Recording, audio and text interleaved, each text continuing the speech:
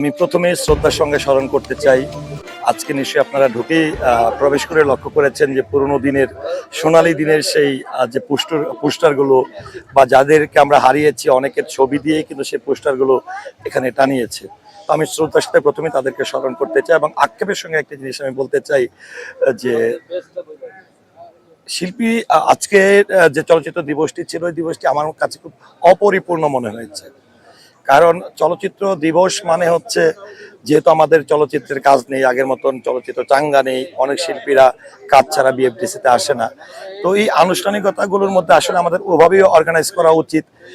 অনেক শিল্পী যাদের মনটা পড়ে আছে এফডিসির দিকে, কিন্তু কোনো উদ্দেশ্য বা কোনো কিছু পাচ্ছে না, তাদেরকে আমি মনে করি আমাদেরকে এখানে যদি আমরা নিয়ে আসতে পারতাম, হ্যাঁ, তারপরে অনেক শিল্পীদের সঙ্গে আমরা সমন্বয় করতে পারছিলাম না। আর এবারের যে জাতীয় চলচ্চিত্র দিবস, এটির মধ্যে আমার একটা শূন্যতা মনে হয়েছে। এটি চলচ্চিত্র উন্নয়ন কর্পোরেশন সেটি করেছে, কিন্তু চলচ্চিত্র উন্নয়ন কর্পোরেশন করা সত্ত্বেও কিন্তু চলচ্চিত্রটি হচ্ছে সকল সংগঠনকে নিয়ে, সকল শিল্পী সমাজকে নিয়ে, সবাইকে নিয়ে, গোটা মিডিয়াকে নিয়ে। তো এই উৎসবে আমার যেরকম আমি কিন্তু আজকে মেহমান, কিন্তু মেহমান হলে হবে না, যেহেতু আমি শিল্পী সমিতির কার্যনির্বাহী সদস্য, আমার উপরে কিন্তু একটা দায়িত্ব আসা উচিত যে আমাদের কোন কোন শিল্পী পৃথিবীতে বেঁচে আছেন, সিনিয়ররা কারা আছেন, হ্যাঁ, তারাই এসে ঘুরে ঘুরে তাদের সেই পোস্টারগুলো দেখবে, স্মৃতিচারণ করবে, হাঁটবে। কারণ উদ্দেশ্য ছাড়া তার আশা হয় না। তো সেই জায়গা থেকে একটু অপূর্ণতা রয়ে গেছে। তারপরেও আমি চিন্তা করি যে একটি জিনিস হচ্ছে, সেটা অনেক ভালো। আরেকটা বিষয় আমি বলবো, যেমনটা আজকে রিয়েলিতে যে আমি খুব বিপদে পড়েছি, রেলিতে যে কেমন বিপদে পড়েছি, যে এটি হচ্ছে জাতীয় চলচ্চিত্র দিবস। চলচ্চিত্র দিবস মানে শুধু শিল্পী না, চলচ্চিত্র সংশ্লিষ্ট, হ্যাঁ, না, সকলের উপস্থিতিটাই কিন্তু আমাদের এটাকে প্রাণবন্ত করবে। তো এখানে যেরকমটা আমরা যখন লাইনে গেলাম, আমার মনে হয়েছে যেন বিষয়গুলো এমন ছিল যে ক্যামেরার সামনে কি আসবে, আমরা যারা শিল্পী, আমি একটা পর্যায়ে আমি শিবেশান্ন ভাই থেকে শুরু করে অনেকে পিছনের দিকে চলে গেছি। তো একটি জিনিস দেখেন যে আমরা তো দেখি যে যে কোনো প্রতিষ্ঠানের জন্য সরকারের কাছে কিন্তু অনেক বড় ধরনের দাবি রাখা হয়, কিন্তু দাবিটা কারা রাখছে, কারা কথা বলছে? তো আমার যেটি মনে হয়েছে যে আজকে আমাদের এই সংকটের মধ্যে নতুন সরকারকে অবগত করার জন্য এটি কিন্তু অনেক বড় একটা মাধ্যম ছিল, জাতীয় চলচ্চিত্র দিবস। সেখানে উপস্থিত হওয়া, গণমাধ্যমের সামনে মাননীয় প্রধানমন্ত্রীকে আমরা অনেক কিছু বলতে পারতাম। একটা জিনিস দেখেন যে আমি এই রিয়েলিটির কথা কেন বলেছি, সম্প্রতি একটি ভিডিও কিন্তু ভাইরাল হয়েছে, একটা ফুটপাতে ম্যাজিস্ট্রেট একটা জায়গায় যে থেমে গেছে, সব ভেঙেছে, কিন্তু এই মানুষটির কাছে থেমে গেছে, যে হচ্ছে বাইসাইকেলে হাওয়া দেয়, রিক্সায় হাওয়া দেয়, জীবনযাপন করে।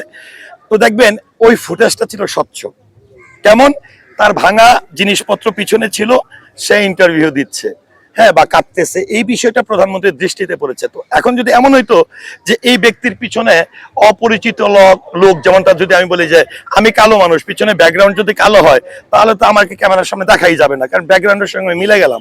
পিছনে সাদা হোক, আমি ব্ল্যাক হই, দেখা যাবে। সেম এই যে র্যালিটা হয়েছে, এই র্যালিগুলোর বিষয়ে আরো অনেক বেশি সচেতন হতে হবে। কারণ আমি দেখেছি যে সরকারের কাছে যে পরবর্তীতে আমাদের যে আলোচনা সভাটি হয়েছে, এখানে সরকারকে অবগত করা হয়েছে, সরকারের কাছে দাবিও রাখা হয়েছে যে যেন ইন্ডাস্ট্রির প্রতি যেন সরকার, মাননীয় প্রধানমন্ত্রী যেন দৃষ্টি দেয়।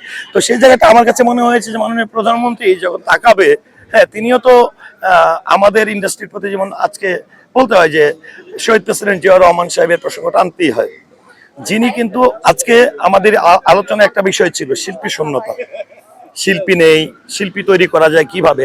সেখানে কিন্তু আমরা মাননীয় প্রধানমন্ত্রীকে কিন্তু আমরা একটি জিনিস মনে করিয়ে দিতে পারি, সেটি হচ্ছে যে বাংলাদেশে নতুন কুড়ির মাধ্যমে শিল্পী জন্ম হয়েছিল, এবং এই নতুন কুড়িটি যাত্রা শুরু করেছিল শহীদ প্রেসিডেন্ট জিয়াউর রহমান সাহেব।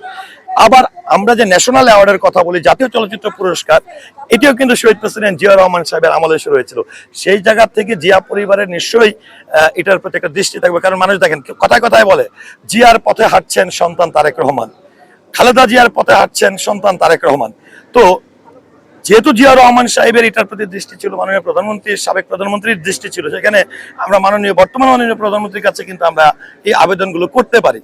তো সেই জায়গা থেকে সবকিছু মিলিয়ে আসলে আমার মনে হয়েছে যে আজকে উৎসব মনে হয়নি, আমরা তো এর মধ্যে অনেক কিছু করেছি। আমি একটি কথাই বলবো সরকারকে, আমি আজকের আপনাদের মাধ্যমে আমি আহ্বান করতে চাই যে এখানে সরকার এই কার্যক্রমগুলোর মধ্যে যেন একটা দৃষ্টি দেয়, কারণ সরকারের পৃষ্ঠপোষকতা ছাড়া এই ধরনের প্রতিষ্ঠান এগিয়ে নিয়ে যাওয়া খুবই অসম্ভব।